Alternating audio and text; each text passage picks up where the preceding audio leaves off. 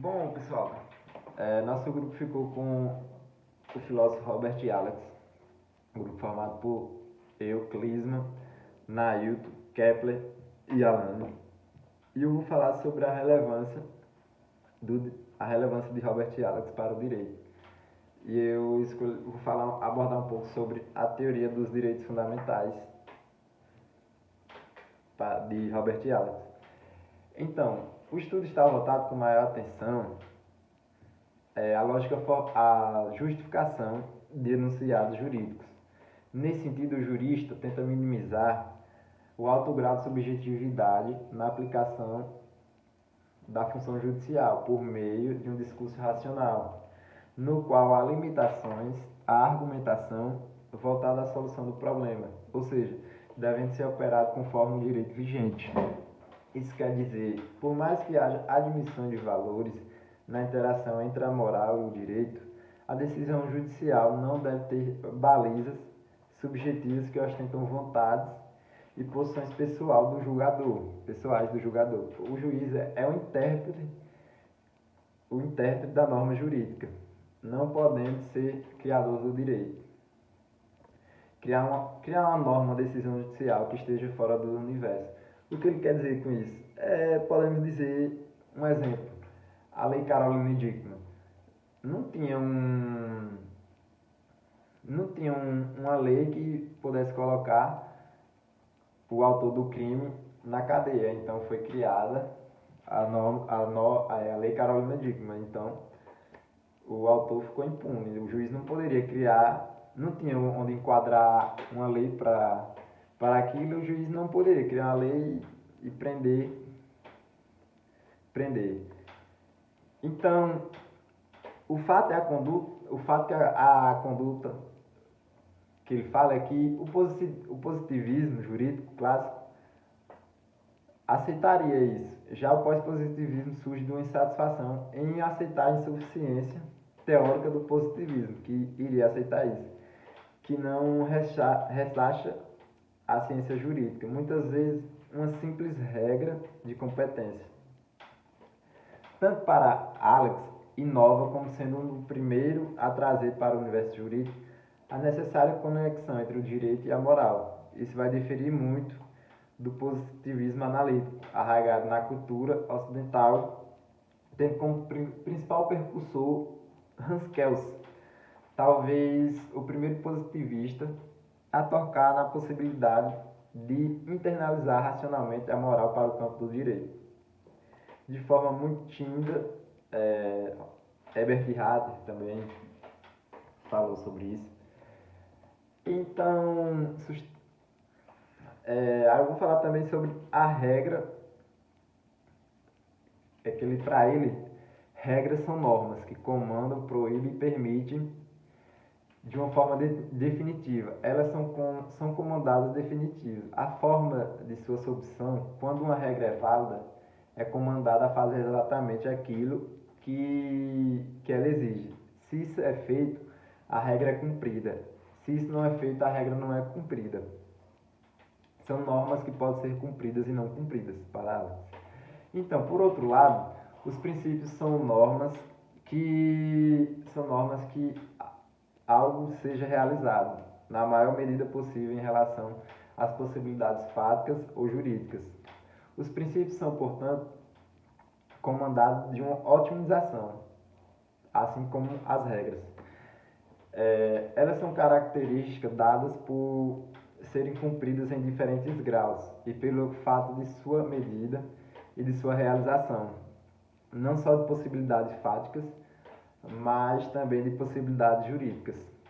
Dessa forma, a doutrina alexiana ela defende que a diferença entre regras e princípios se dá em razão do cumprimento da norma. Sendo assim, ele assevera que as regras devem ser cumpridas tal quando estiverem estipuladas, divergente dos princípios, que deverão ser cumpridas na medida do possível. E é isso. Olá pessoal, me chamo Nailton, sou do grupo 6 Vou dar continuidade na apresentação falando um pouco sobre o contexto histórico, né? Se existe, né, uma coerência da vida com a teoria de Robert Alex. O principal argumento, né, utilizado por Robert Alex é o argumento da correção. Para o autor, tanto as normas e decisões jurídicas individuais, quanto os sistemas jurídicos como um todo, formulam necessariamente a pretensão à correção. No caso do sistema jurídico como um todo, a pretensão à correção moral ela está relacionada a uma definição classificadora da relação entre o direito e moral. Ou seja, um sistema jurídico só pode ser assim chamado se ele mesmo tiver uma pretensão à correção.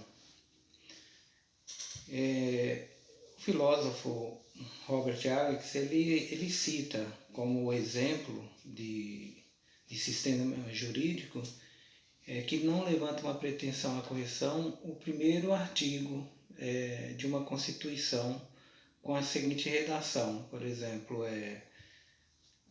X é uma república soberana, federal e injusta. Nesse sentido, se um sistema jurídico pretende institucionalizar a injustiça entraria em contradição, já no que concerne às decisões judiciais, Alex ele utiliza um exemplo também de um juiz que profere a seguinte sentença. O réu é condenado à prisão perpétua em virtude de uma interpretação incorreta do direito vigente. Em ambos os casos, fica caracterizado que o direito como um todo carrega em si uma pretensão à correção. A questão seria complementada pelo argumento da injustiça, nos casos das normas jurídicas e decisões judiciais. Por último, ele sustenta também que a conexão entre direito e moral ele deve se dar também pela teoria dos princípios, porque enquanto os argumentos da correção e da injustiça caracterizam o ideal do direito, a teoria dos princípios é capaz de conectar a dimensão ideal com a real. Todos os sistemas jurídicos incorporam em sua positividade normas que são teóricos normativos classificadas, né, como princípios em função da própria linguagem aberta, que inclusive positivistas concordam, de forma que o juiz está vinculado no âmbito da abertura do direito, criando assim uma vinculação necessária entre direito e moral, através da ponderação.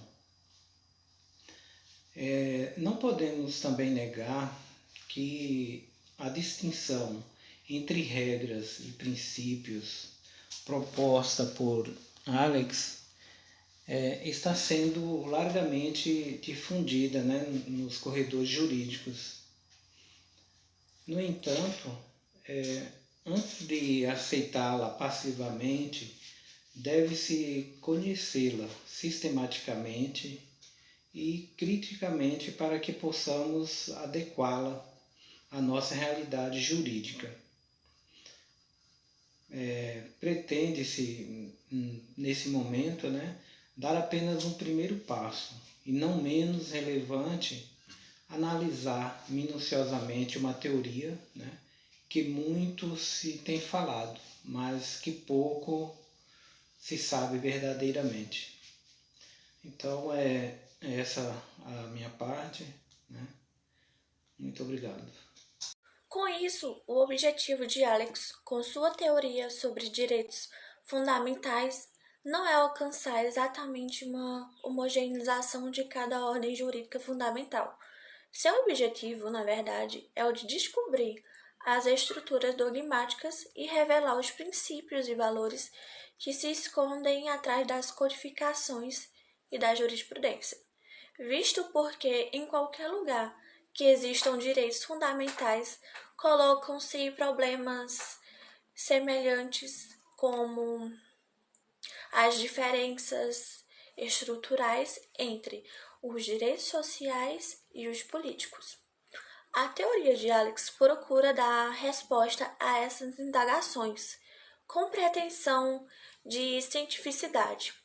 Para isso, defende que os direitos fundamentais possuem caráter de princípios e, nessa condição, eles eventualmente colidem, sendo assim necessária uma solução ponderada em favor de um deles. Para tanto, considera os princípios como um mundo de dever ser ideal e não diz como as coisas são, mas como se as deve pensar. Com o objetivo de evitar contradições, este entendimento assume papel decisivo em sua teoria, já que os princípios são conceituados por ele como mandados de otimização, sendo que mandados, proibição e permissão fazem parte da deontologia, ou seja, fazem parte do que é obrigatório.